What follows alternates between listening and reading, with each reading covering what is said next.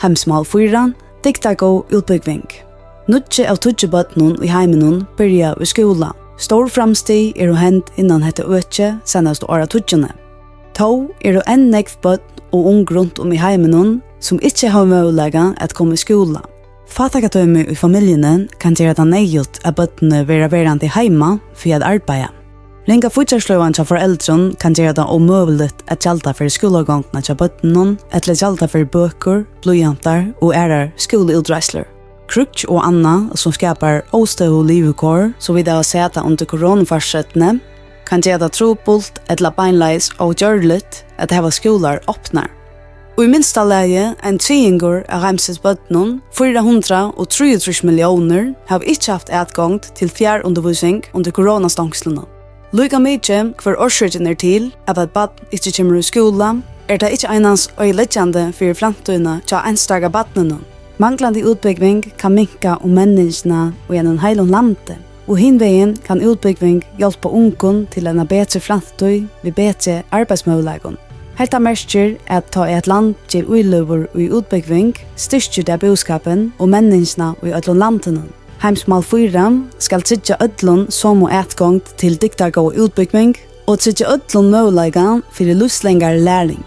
Det merker middel anna at ødl bøtt og ung skulle hava etgång til Åtjebus grundskola og minnam innan 2030, og vaksen skulle hava muligheter for forleggamenning, så de kunne betra sine muligheter for å få arbeid, og hervi gjeras betre for å oppihalda sine familie.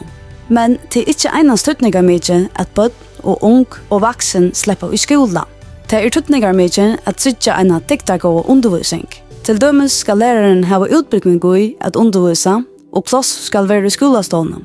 Hva stikten og undervisningsne ikke en avbjøring i fargen, Heimsma 4 til framveis vidkommande for farger. Tui og i London her utbyggingene langko og Dygdargóðar revet det at utbyggva kommande atterlin i hvordan vi lever borardikt og hvordan vi skapar borardiga menning. Og til just i Hamilton London som fargen at avbjørskanen av overleie allerstørst. Jøgnon utbygging være ung en pastor av løsnene og på Heimses avbjørninger. Det så vi eisne et dømi i Bangladesh. Landet strøyest ved stora folkebøkstor og manglande jaunratt mellom kynene. Og korstene fører framveis nekva gentur ur badnaskolanen til der skulle gyftast og eie bøtt. Og i høvestaden Dhaka underviser en bølgur av feministen om vandan vid badnagiften og tutningsen av å få seg utbygging. Og hendan hatt fikk 16 år gamla Semin tilbud til å stekka sin egna tjonabande og holde fram vid utbyggingsne.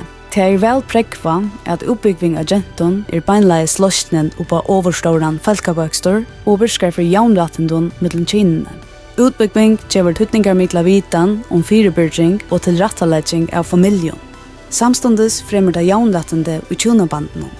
Hetta viser at de som kommer i skola og i det, og ein kvann haft gjeras pastor av at noa heimsmalen i 2030. Du ønsker heimsmal stendur ensamalt, og saman kunne de brøyta heimen.